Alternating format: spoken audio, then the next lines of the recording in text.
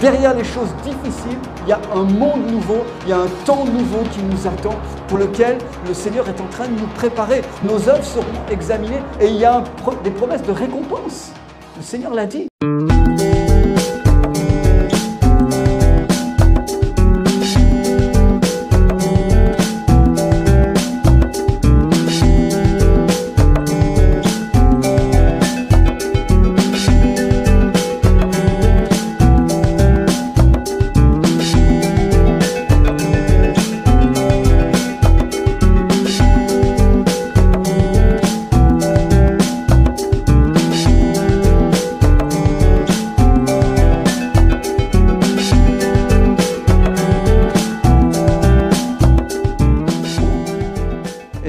On doit être armé réellement d'un esprit de résistance face à l'esprit du monde. Alors souvent, quand on parle de l'esprit du monde, on parle du péché, on parle de la tentation, on parle de l'impureté. Enfin, je n'ai pas besoin de vous faire un descriptif très... on sait de quoi on parle. Mais l'esprit qui s'abat sur nos nations, qui s'abat sur notre monde et qui est entretenu par tout un courant de nouvelles inquiétantes, pèse sur le peuple et aussi sur le peuple de Dieu.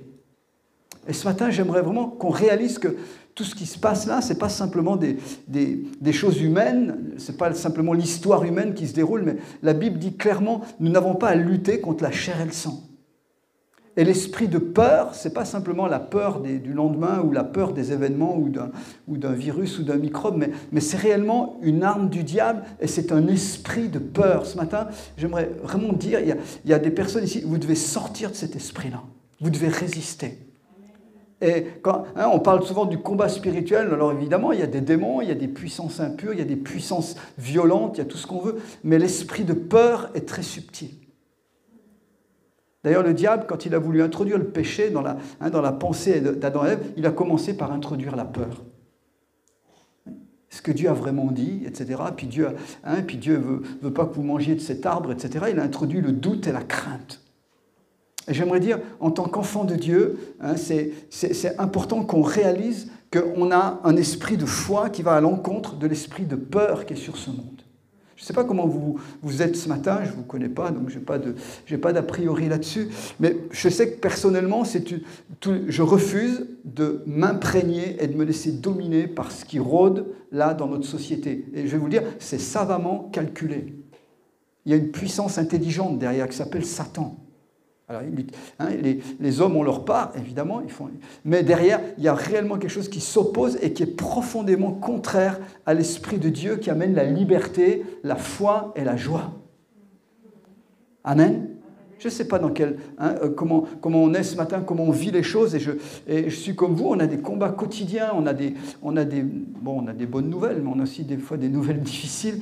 Tous les jours, on doit faire face avec ça. Mais en tant que peuple de Dieu, j'aimerais vraiment nous encourager à ne pas nous laisser dominer par cet esprit qui est là en train de dominer la société dans laquelle on est. Et je vais aller directement sur le message, parce que je vais vous parler de la fin des temps ce matin. Depuis quelques mois, depuis 1 an et demi maintenant que cette crise Covid dans laquelle on est rentré, j'ai lu l'Apocalypse plusieurs fois. Je ne suis pas en train de chercher du complotisme ou chercher à calculer quand est-ce que Jésus va revenir, ce n'est pas ça le propos, mais j'aimerais qu'on réalise qu'on avance vers les temps de la fin.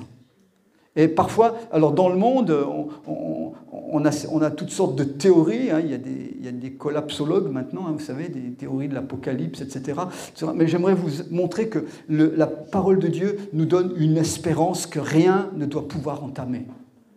La Bible nous dit clairement, on va le voir, qu'il y a des temps de jugement qui arrivent sur la terre, mais surtout, il y a une espérance. J'aimerais vous dire ce matin très fort que les chrétiens n'attendent pas la fin du monde ou l'Apocalypse, les chrétiens attendent le retour du roi. L'Église attend le retour de l'époux. L'Église attend des jours glorieux. Amen.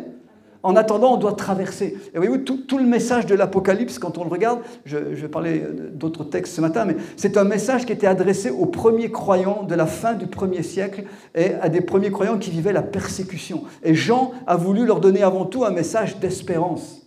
Jean ne leur a pas donné un rébus à déchiffrer au fil des siècles pour savoir si telle personne c'est l'Antichrist ou si ça veut dire ceci ou cela. Non, la parole de Dieu, ce n'est pas un rébus, ce n'est pas un jeu de devinettes. La parole, elle est très claire. On va voir ce matin. Et la prophétie, elle est là pour nous guider aujourd'hui en vue de ce qui est devant. Le peuple de Dieu, nous sommes actuellement sur la terre les seuls à porter un message d'espérance. Réellement. Ce monde autour de nous est déprimé. Ce monde autour de nous est désespéré. J'ai parlé de la crainte du virus, des attentats, mais il y a l'écologie, il y a le réchauffement, il y a la planète qui est en train de sombrer. La planète crie partout. Est-ce que vous vous rendez compte ce qu'on vit ces derniers mois, ces dernières années? La planète, la création est en train d'hurler. Incendie d'un côté, tempête de l'autre, fonte des glaciers, la mer qui monte, la saleté qui se déploie partout. La terre hurle. La Bible dit clairement, la création, elle soupire après une délivrance. Si nous, en tant que chrétiens, on soupire après l'éternité, j'espère que vous soupirez après ça, on soupire après une nouvelle terre et des nouveaux cieux, mais la création elle-même, marquée par le péché, de plus en plus dégradée, de plus en plus en souffrance, elle attend aussi un renouvellement. Et ça me donne de l'espérance. Allô, vous êtes là? Est-ce que nous sommes un peuple d'espérance? Faites bien la différence entre l'espérance et l'espoir. Vous savez, l'espoir, c'est très vague. Il y a plein de gens qui sont pleins d'espoir. Et plein de gens qui sont pleins d'espoir déçus. Malheureusement. Mais l'espérance, c'est autre chose. Nous la portons, nous avons la certitude que ce que Dieu a dit dans sa parole, ça va s'accomplir. Alléluia. Nous avons la certitude que c'est vrai. L'Église et le monde vont traverser des temps difficiles, douloureux, mais derrière, il y a un monde nouveau qui nous attend. Allô? Ça ne vous fait pas vibrer, ça? Amen? Merci beaucoup. Ça m'aide non pas, c'est pas l'opium du peuple qui dit restez tranquille et puis un jour vous serez avec Dieu, ça va mieux aller. Non, c'est pas ça. C'est de se dire que nous avons des temps, il ne faut pas se le cacher, les temps de la fin vont être des temps difficiles. Ça sera de plus en plus compliqué. Et j'ose le dire, pour le peuple de Dieu, ça sera de plus en plus difficile. Mais nous ne devons pas... D'ailleurs, si vous étiez en Chine ou en Iran ou ailleurs, vous verrez que c'est déjà très difficile. On est encore dans un îlot en Occident de liberté, même si c'est en train de se restreindre très fortement, mais on est encore dans un endroit du monde où on vit une certaine liberté de culte. Personne ne va vous embêter si vous avez une Bible. On peut même encore parler de Jésus dans la rue. On peut en parler librement, on peut se réunir librement. Mais il faut savoir que les temps de la fin vont être, dans lesquels nous avançons et dans lesquels on fait des pas décisifs, vont être de plus en plus tendus pour tous, mais pour le peuple de Dieu aussi. Mais nous avons quelque chose qui est plus fort que tout ça. Parce que derrière la mort, il y a la résurrection. Parce que derrière les choses difficiles, il y a un monde nouveau, il y a un temps nouveau qui nous attend, pour lequel le Seigneur est en train de nous préparer. N'oublions pas qu'en tant que chrétiens, nous sommes sauvés par la foi, donc on n'a pas de souci à faire, ce n'est pas nos œuvres qui vont nous sauver, mais nos œuvres seront examinées et il y a des promesses de récompense.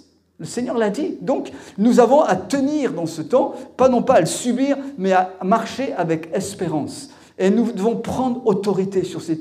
je termine avec ça, mais sur cette puissance de torpeur, de peur qui est sur le monde. Et nous devons marcher avec foi et avec espérance. Ça ne veut pas dire que tout va être simple, ça ne veut pas dire que tout est rose, mais ça veut dire que nous savons avec qui nous sommes. Nous savons qui est en nous. Et nous savons là où nous allons. Amen. Et ça doit réellement nous animer. Alors, j'aimerais... mon thème... Ce matin, donc, je voudrais vous parler très succinctement en introduction d'eschatologie. Est-ce que ce mot vous dit quelque chose? L'eschatologie, c'est l'étude de ce qui est sur la fin. Alors, je ne vais pas vous faire une étude très poussée là-dessus, mais je voudrais surtout nous encourager ce matin avec quelques textes bibliques. L'eschatologie, c'est l'ensemble des croyances qui portent sur les temps de la fin, à la fois pour l'être humain et à la fois pour la création, pour l'univers. Et donc, l'eschatologie biblique, comme je l'ai dit, ce n'est pas un jeu de hasard pour essayer de deviner quand est-ce que Jésus va revenir, comment ça va se passer. Non, Jésus a dit « Nul ne sait le jour ni l'heure ». Non, ne nous cassons pas la tête à chercher une date, il n'y en a pas. On perd son temps. Amen. Par contre, il nous a donné des signes qui précèdent. Et donc, l'eschatologie biblique, son but, c'est de nous donner, elle nous donne une vue de la signification du temps dans lequel nous vivons. C'est pour le temps présent, à la lumière de Dieu, le maître de l'histoire. Et elle nous donne donc une force pour le temps présent et elle nous donne une vision du but final, de là où Dieu veut nous emmener. Moi, j'ai de l'espérance parce que je n'ai aucun doute sur le fait que Dieu est le maître de l'histoire. Amen. Il peut se lever toutes sortes des dictatures, des royaumes, des guerres, et on n'est pas à l'abri de ces choses-là. Il peut se lever toutes sortes de forces politiques, religieuses, etc. Dieu n'est pas dépassé. Dieu est au contrôle. Amen. Et le dernier mot est déjà réalisé. C'est lui qui l'aura. Alléluia.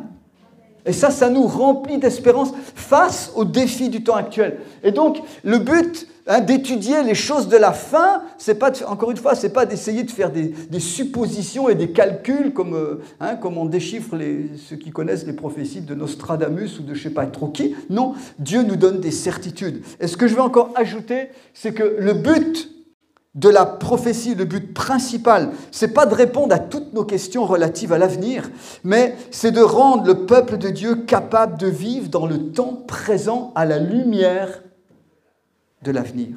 Amen. Donc, le but de la prophétie, c'est d'être éclairé maintenant. C'est que nous puissions être fortifiés maintenant. Rappelez-vous, dans un autre texte que je ne cite pas ici, mais l'apôtre Paul nous dit bien que dans la Nouvelle Alliance, le don de prophétie, il est donné pour exhorter, encourager, édifier, consoler. Amen.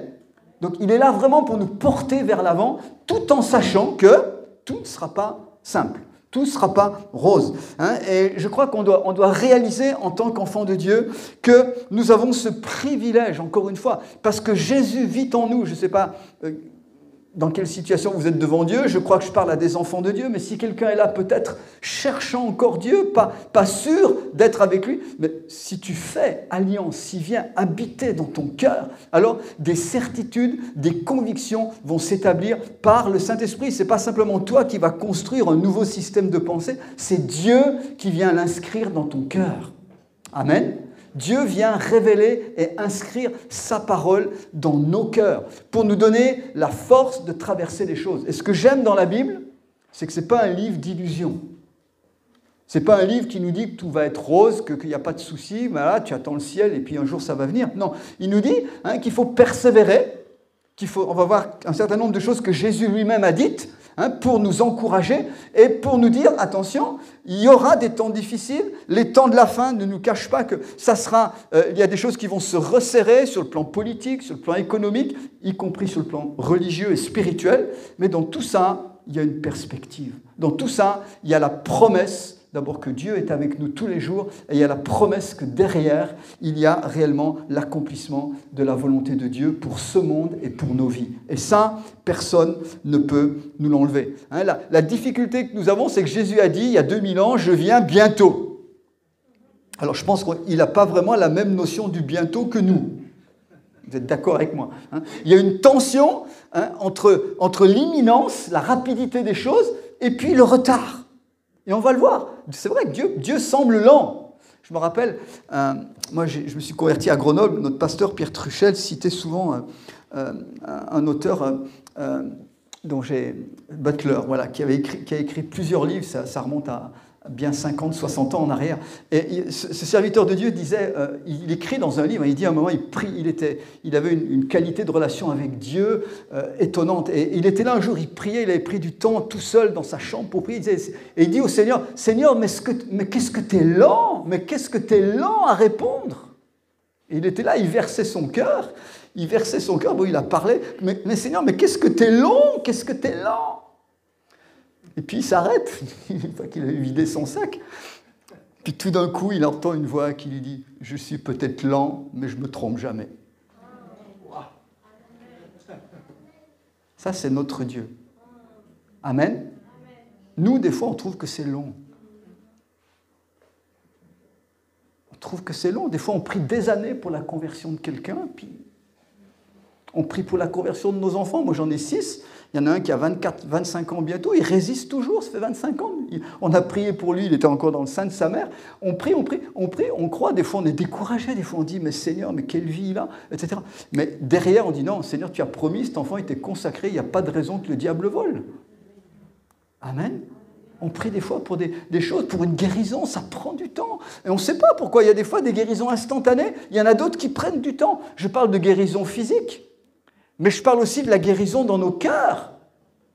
La guérison intérieure. Il y a des problèmes qu'on a dans nos vies, des fois, qui, à la conversion, mais boum, en 10 secondes. Moi, j'ai vu des gens qui étaient liés par la drogue, mais grave. Et ils donnent leur vie à Jésus, le lendemain, c'est fini. Et vous en avez d'autres, 15 ans après, ils luttent encore contre la cigarette. Ils n'arrivent pas à s'en défaire, ou d'une autre passion, hein, ou de la porno. Il y a plein de choses aujourd'hui qui traînent et qui sont de plus en plus tenaces. Hein. Mais j'aimerais vous dire, ne lâchez pas. Dieu ne se trompe pas. Amen.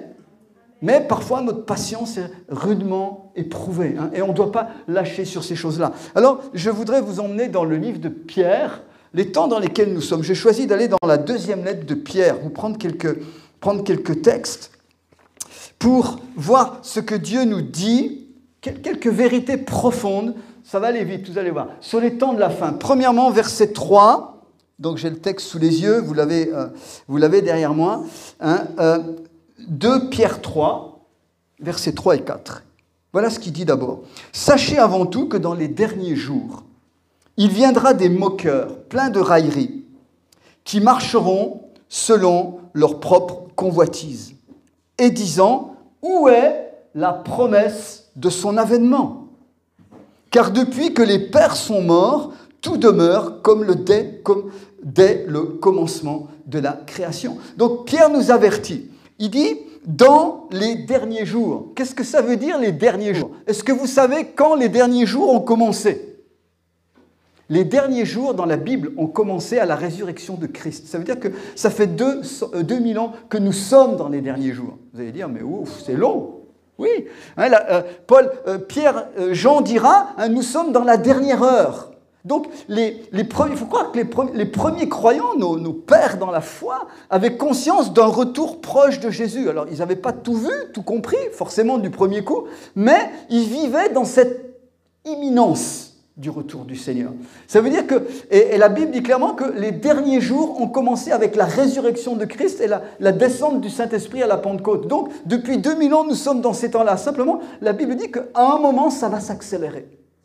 Ça va avancer. Donc, et Pierre dit ici, donc dans les derniers jours, Pierre parle prophétiquement, il dit, il y aura des moqueurs avec des railleries, donc des moqueries, qui marcheront selon leurs propres idées, leurs propres convoitises, leurs propres doctrines. Hein, et en se moquant, ils diront, mais vous, les chrétiens, vous attendez vraiment le retour de Jésus ?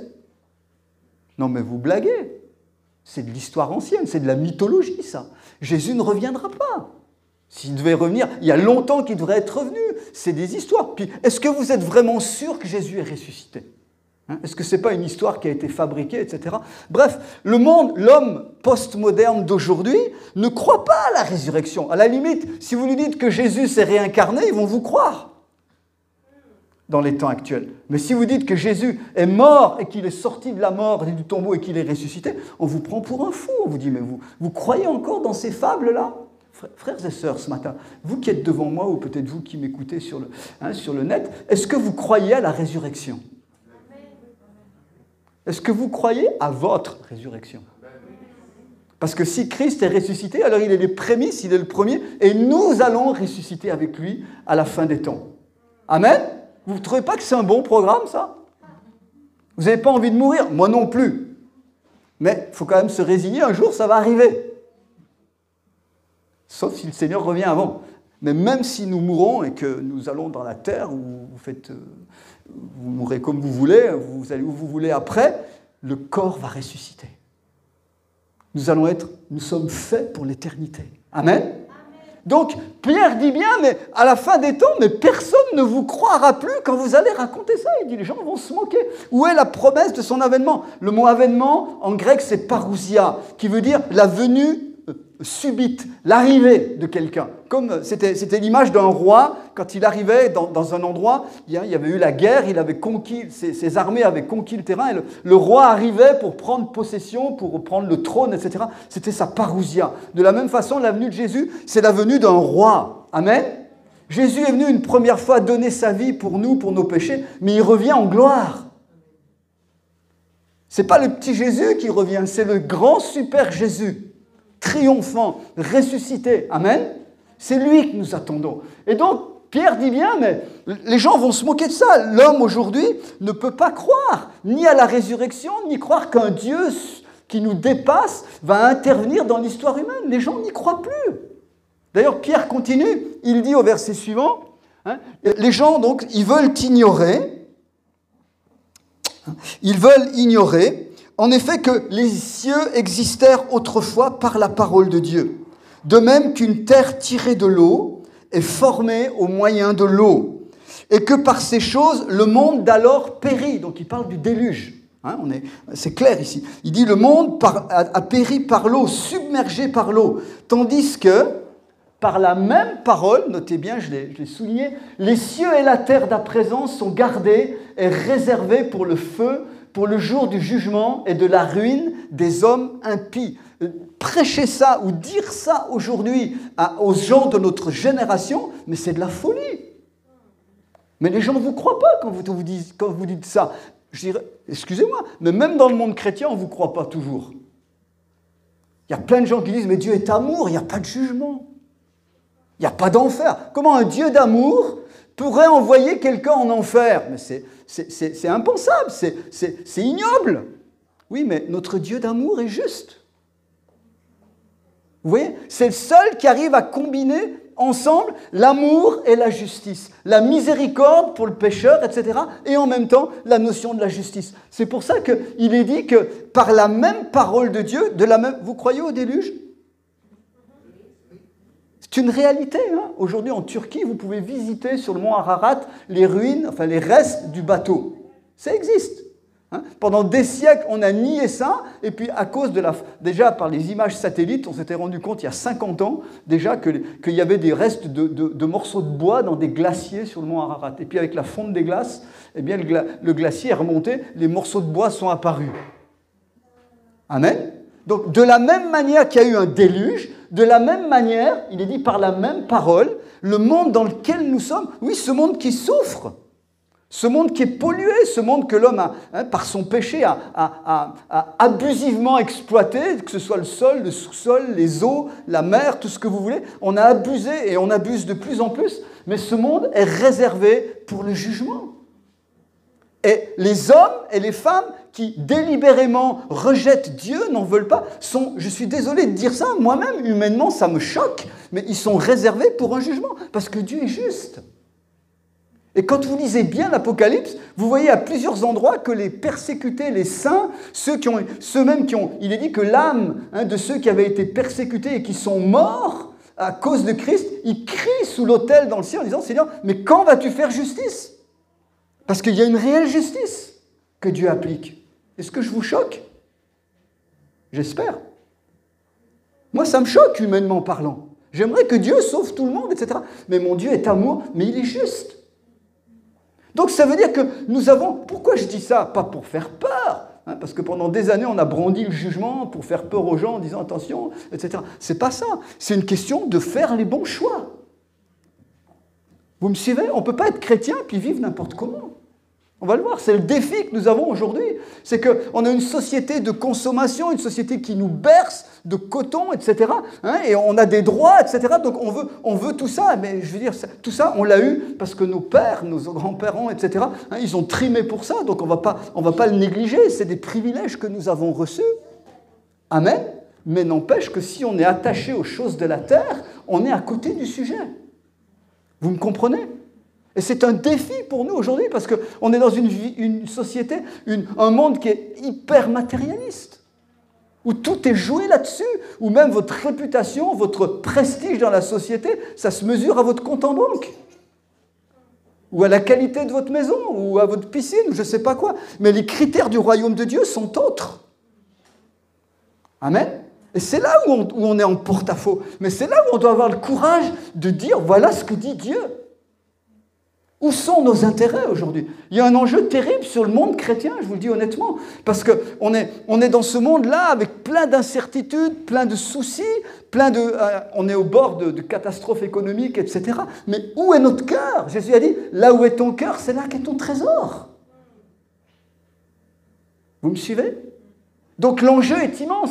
Et donc, il est dit que, on a vu, il y aura des hommes qui vont se moquer, il faut que j'avance. Ici, on nous parle donc, je vais y revenir, d'un jugement qui arrive par la même parole. Et puis Pierre dit ceci, 2 Pierre 3, verset 9, je vais un petit peu plus loin, il dit « Le Seigneur ne tarde pas dans l'accomplissement de sa promesse, comme quelques-uns le croient, mais il use de patience envers nous, envers vous, ne voulant qu'aucun périsse, mais voulant que tous arrivent à la repentance. » Voilà la nature de notre Dieu. Ce n'est pas un vilain juge qui veut absolument emmener dans le feu éternel tous ceux qui ne sont pas d'accord avec lui. Non, non, notre Dieu est un Dieu d'amour, de compassion. La preuve, c'est qu'il attend, il patiente. Amen. Il patiente, parce qu'il y a encore il faut que vous sachiez qu'il y a pratiquement 2 milliards d'hommes et de femmes sur la terre qui n'ont jamais entendu l'Évangile. Et Jésus a dit, il a dit, Matthieu 24, verset 14, il faut que l'Évangile du royaume, la bonne nouvelle, soit portée en témoignage à toutes les nations. En grec, c'est à toutes les ethnies, tous les peuples ethniques. Donc, alors viendra la fin. Donc, c'est pour ça que la mission de l'Église, elle est capitale. Tant que tous n'ont pas reçu au moins une fois l'Évangile, tant qu'ils n'ont pas tous eu l'occasion, au moins une fois, de dire oui ou de dire non, Jésus ne revient pas. Parce qu'il a dit, il faut d'abord que vous alliez, que vous annonciez cette parole. Amen. Donc, pour l'instant, il est retenu.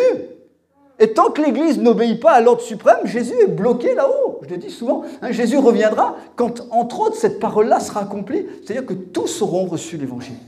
Ça ne veut pas dire que toute la terre sera convertie, on est bien d'accord, mais tous auront eu l'occasion de faire le choix au moins une fois. Amen. Ça, c'est la Bible. Et donc, Dieu use de patience. Il ne veut pas que les hommes périssent, mais la condition pour sortir du jugement, il n'y en a pas d'autre, c'est la repentance. C'est-à-dire, repentance en grec, comme en hébreu, c'est très clair, c'est très imagé, ça veut dire faire demi-tour. Ça veut dire que je marchais dans telle ou telle chose, etc. Et maintenant que j'ai compris que je suis pécheur, que j'ai demandé pardon à Jésus, que je crois en son sacrifice, maintenant, je change de vie. Non pas avec ma force, mais avec la sienne qui est venue en moi. Et je change de direction. C'est ça, Dieu est patient. Et donc, le texte continue, Pierre dit, le jour du Seigneur, c'est le verset 10, viendra comme un voleur. Vous avez déjà été attaqué par un voleur la nuit? Je ne vous le souhaite pas. Nous, on était en mission au Tchad en 2000, je peux vous dire, le 20 mai 2000. Dans la nuit, à 2 heures du matin, ma femme a entendu du bruit, etc. Elle s'est levée. En fait, il y avait des gens qui étaient dans notre salon. On avait des fenêtres avec des grilles. Donc, il y avait des gens qui étaient en train de scier nos barreaux pour rentrer dans la maison à 20h. Ma femme a hurlé. Ma femme a un cri strident, j'en sais rien. En tout cas, les gars, ils sont partis. Le problème, c'est que quand on est sorti, ils avaient assassiné le gardien. Il était dans un bain de sang à côté de la maison, et ils étaient en train d'entrer. Je vous dis ça tout simplement parce que c'était un samedi soir, le 20 mai 2000. J'ai été au Tchad de 2000 donc jusqu'en 2004. On est encore resté 4 ans au Tchad. Je peux vous dire que pour vous montrer comment ces genres de choses peuvent avoir un effet sur le psychisme. Tous les samedis, quand j'étais au Tchad, de minuit à 4 heures, j'étais réveillé. Impossible de dormir. Vous voyez le traumatisme et le choc psychologique. Entre-temps, en 2001, je suis rentré en congé en France. Quand j'étais en France, le samedi, entre minuit et 4 heures, je dormais très bien.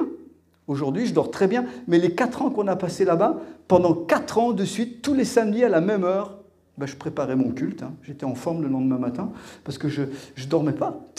Et donc, mais pour vous montrer que c'est pas, quand il est dit, quand il vient comme un voleur, ça veut dire qu'il vient à l'improviste. Le Seigneur viendra comme un voleur. Et il est dit, les cieux passeront avec fracas. Les éléments embrasés se dissoudront et la terre, avec les œuvres qu'elle renferme, sera consumée. Donc, il est clair, voilà où va notre monde. Et j'admire, je suis tout à fait en phase avec les gens qui cherchent à préserver la nature et à préserver la planète. C'est louable et on doit faire nos efforts, mais la Bible est claire. Et ce n'est pas à cause de la génération actuelle, c'est le péché qui s'est amplifié avec le temps.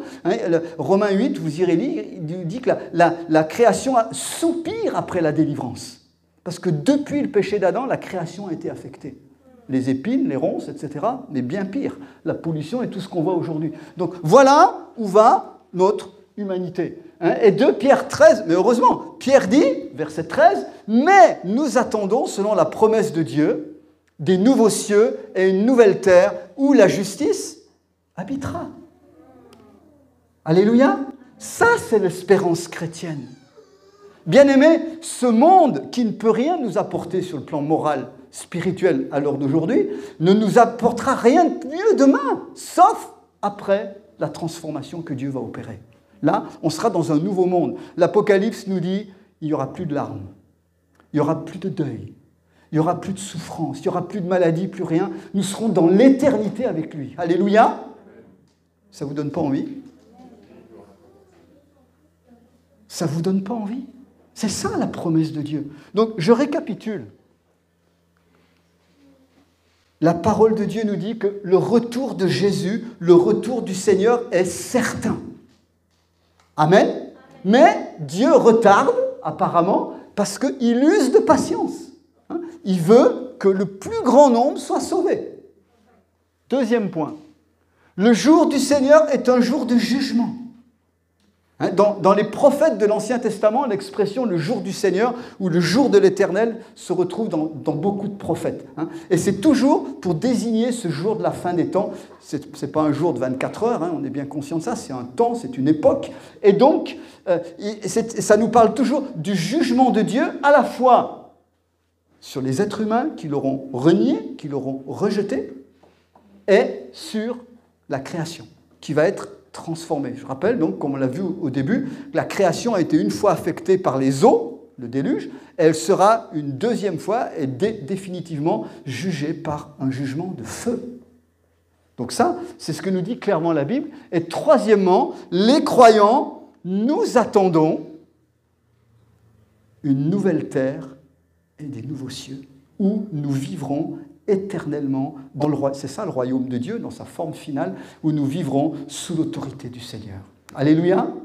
Ça, c'est notre espérance, bien-aimés. Alors, que faire en attendant? Et c'est là que je vais être concret maintenant. Là, je vous dresse vraiment quelques éléments du tableau, mais je voudrais vous montrer 4 choses importantes dans notre attitude en tant qu'enfants de Dieu, que nous dit la parole de Dieu pour les temps actuels et les temps qui viennent.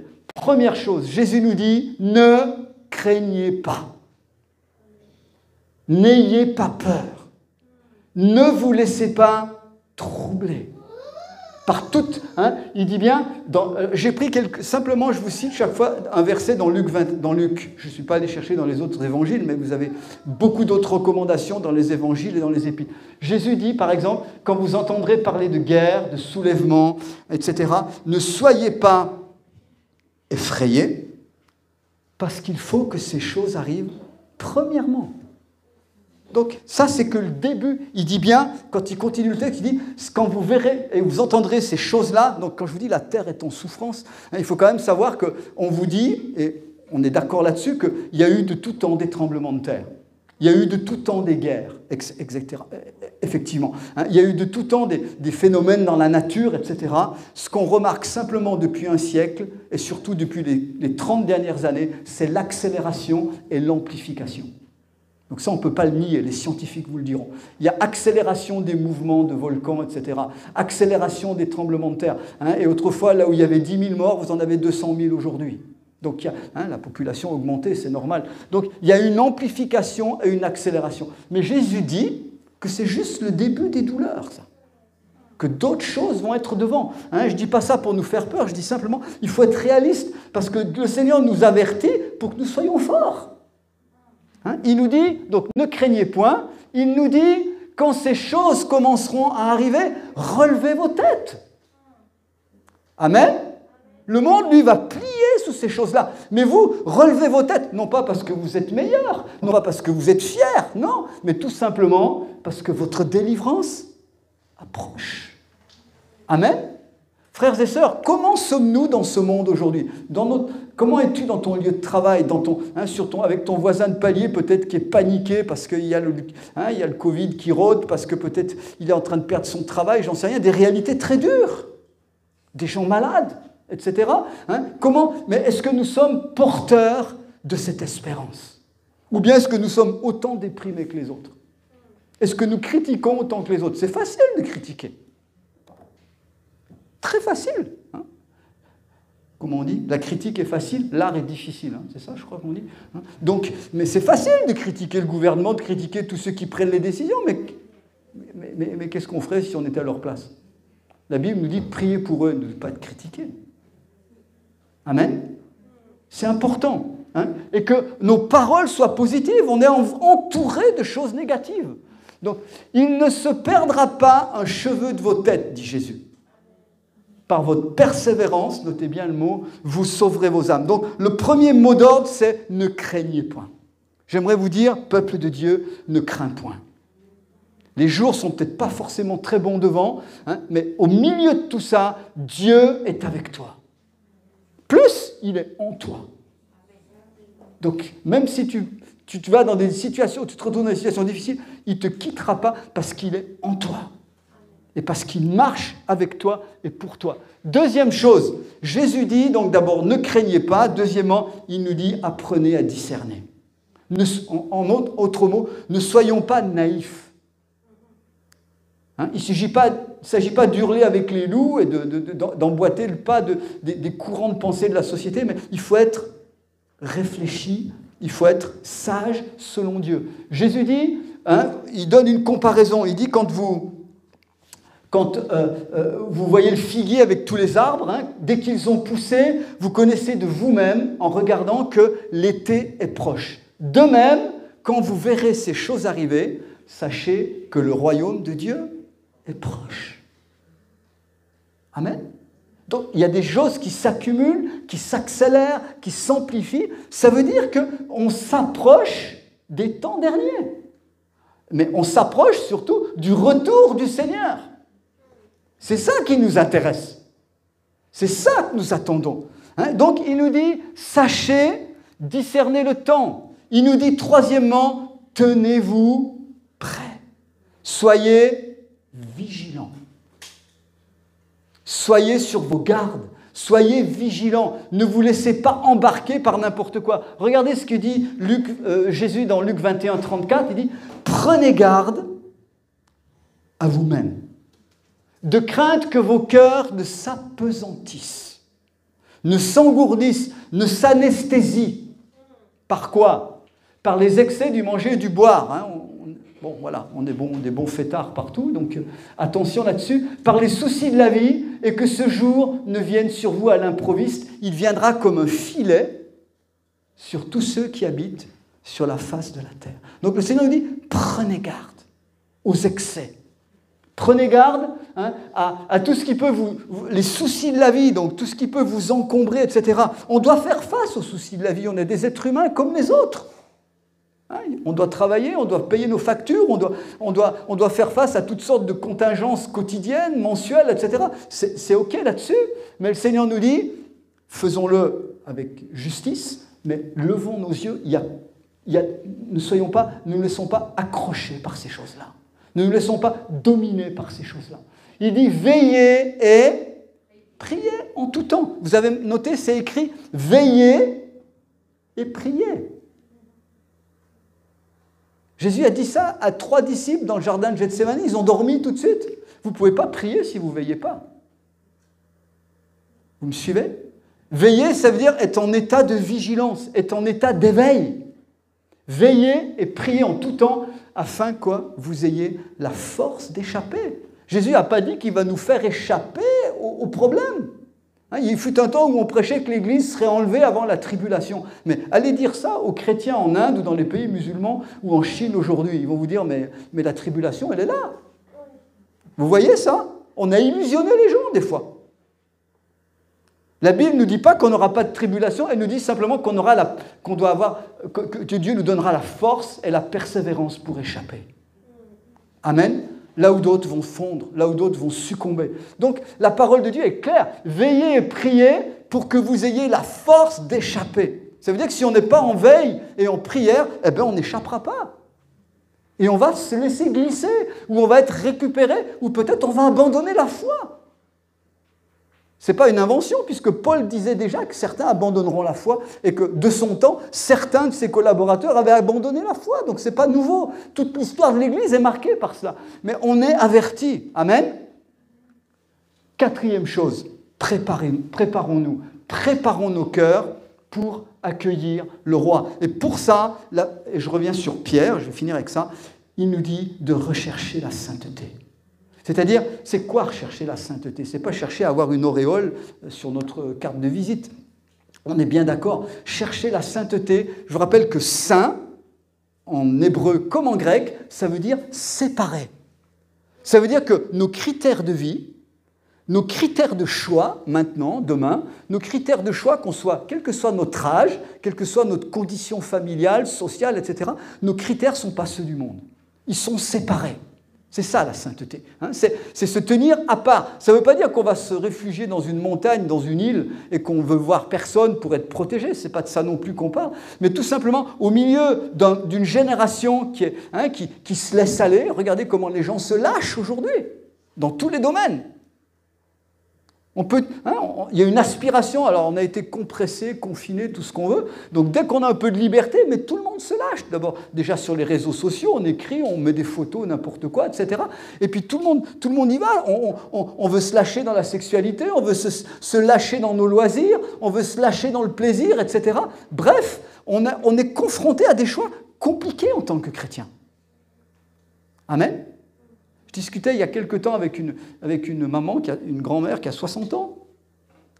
Elle me dit, Dieu m'a parlé cet été, j'ai résilié mon abonnement de Netflix. Je dis, ah bon? Je dis, ouais. Elle me dit, ouais, je passe trop de temps. Elle me dit, une chrétienne, hein, elle me dit, mais je me suis rendu compte, je me fais bouffer. Parce que série après série, film après film, elle dit, mon temps est complètement... alors, elle travaille, etc. Elle dit, fini. Et depuis, elle passe 1 heure de Bible tous les matins. Voilà le changement. Elle a appris comment on appelle ça, un programme de lecture de la Bible en 1 an, où c'est assez costaud. 1 heure de Bible tous les matins. Il n'y a plus de Netflix. Alors je ne dis pas qu'il faut que tout le monde fasse comme ça, j'en sais rien. Moi, je n'ai pas Netflix, mais toujours, je peux vous dire qu'il y a plein de choses autour de nous qui nous accaparent et qui nous prennent notre temps. Et donc, qu'est-ce que dit Pierre? Regardez, simplement ses recommandations. Il nous dit, je reviens dans 2 Pierre 3, il dit, puisque toutes ces choses doivent se dissoudre, quelle ne doit pas être la sainteté de votre conduite et de votre piété. La sainteté de votre conduite, la piété, c'est notre relation avec Dieu. Donc, la sainteté de votre conduite et de votre piété. Tandis que, notez bien ce qui est écrit, tandis que vous attendez et vous hâtez l'avènement du Seigneur. Vous réalisez que selon l'attitude que nous avons, nous chrétiens, nous pouvons hâter le retour du Seigneur. Vous allez me dire, mais l'heure et le jour sont déjà fixés par Dieu. Oui, c'est tout. Mais selon notre conduite et notre sainteté, nous pouvons hâter le retour du Seigneur. J'en conclus que par notre désobéissance, nous pouvons le retarder. C'est logique, non? Si on peut le hâter, c'est que si on fait le contraire, on le retarde. Donc, il est dit à cause duquel les cieux enflammés, encore une fois, se dissoudront, etc. Pierre nous dit, encore, verset 14, juste un peu après, « C'est pourquoi, bien-aimés, en attendant ces choses, appliquez-vous à être trouvés par lui sans tache et sans reproche, irrépréhensibles, dans la paix. » Vous avez noté ça? Sans tache et sans reproche, dans la paix. Vous avez remarqué comment ces 3 choses vont ensemble? La paix est le résultat des 2 premières. Et croyez que la patience de notre Seigneur est votre salut. Mon but ce matin, je finis là, c'est de nous rendre sensibles à ce temps dans lequel nous sommes. Amen. Bien-aimés, il y a des choses glorieuses, non seulement devant nous, dans l'éternité, mais maintenant.